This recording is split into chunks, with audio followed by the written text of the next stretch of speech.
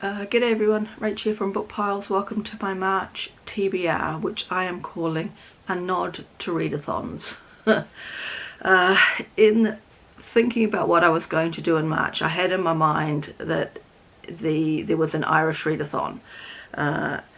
When I looked at the prompts and that, there wasn't really anything that I either had on my shelves that would fit or floated my boat to go and investigate. So I then thought, okay, what am I going to do now? Then I heard about middle grade March, and then I heard about March Mystery Madness, and then I heard about and remembered about March of the Mammoths. So I thought I will do a nod to the read-a-thons. I will read one book to match those four categories, and I also have to read the Booktube spin book, number 15. So this is what I have done. I'm not going to tell you the March of the Mammoths because I have 4 books to choose from, and I'm going to do a read of first chapters. So my plan is to get everything else read by about the 20th of March, which is when the library books are due back, and then the remaining 11 days will be when I read the big book.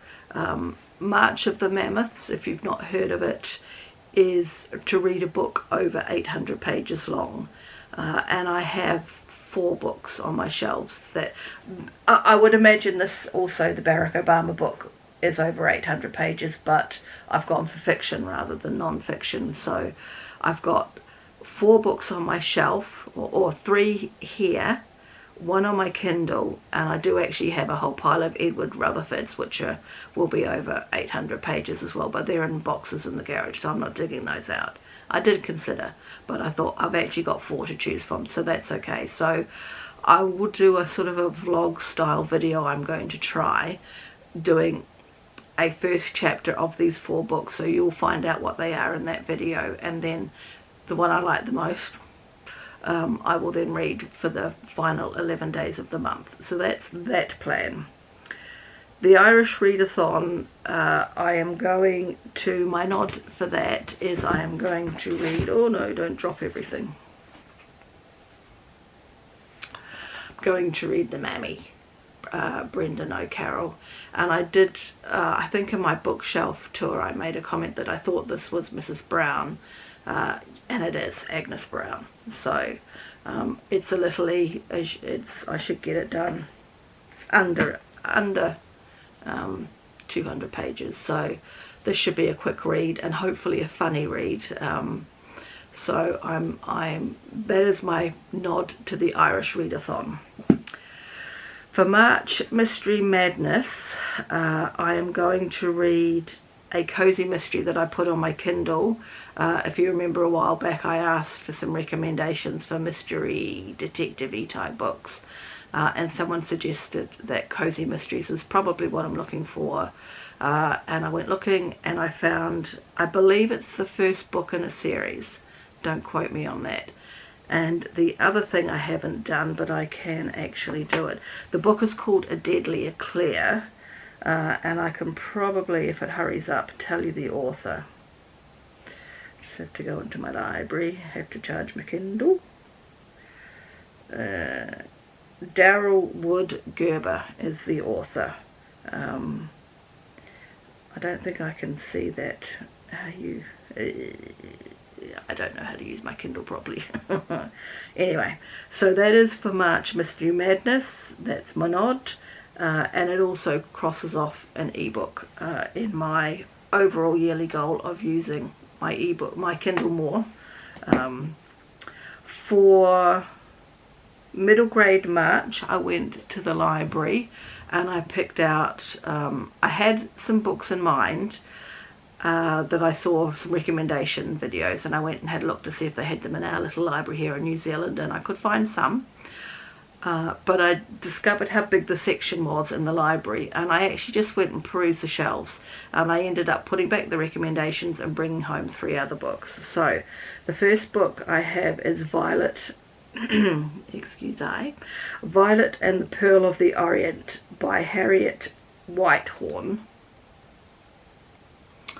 and this is a little mystery as well. She's got to solve a little mystery, so I thought that was quite cool. Now I will say, of these 3 books, I'm not planning to read them all. There's 2 I definitely would like to read, with this being one of them, and the other one is Jane Austen's Persuasion, which I believe has been written in a way that is suitable for middle grade readers, is my understanding. Yeah, that's how I understand it, and it looks like all the Jane Austen books have actually been done like this, so if I enjoy it I might actually seek out the other ones. So the Witty Words, written by Narendra Dharmi. So this is the other one I'd like to read, and I'd like to think that these are read in 1 or 2 days, you know, I don't know. And the third one I picked up is called The Mask Maker's Daughter by Holly Webb. And this is I think there's a little bit of magic going on. It's set in Venice, and yeah, a girl who doesn't know her father until she then discovers the truth about him, or something along those lines. So we'll see. This one I'm not too bothered if I don't get to, but if I've actually got room between now and the 20th, I will read it. So I've covered Irish Read-a-thon, I've covered March Mystery Madness.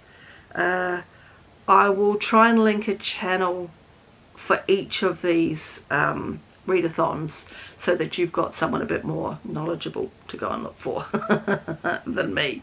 And the other book that I need to fit in between now and the 20th, my March of the Madness deadline, is Mixtape by Jane Sanderson, Reading It Upside Down. So this, on my list for the Booktube spin run by Rick McDonnell, this was the number 15 book on my list, so I want to get that read. I believe there'll be a new number drawn at the end of March, so yeah, so that is my plan. So 5 books, maybe 6 books by the 20th, given that 3 are middle grade. The Mammy is less than 200. Yeah, so we'll see how that goes. And then after the 20th, that's my little cut off in my brain, there'll be a mammoth book, but which one I don't know, and you'll see that. I haven't quite figured out how I'll do it, but I'd like to be able to maybe reveal it before the 20th, but we'll see. I don't know, we'll figure it out. Yeah, so that's my plan for March. I shall move along and catch you in the next video. Bye for now.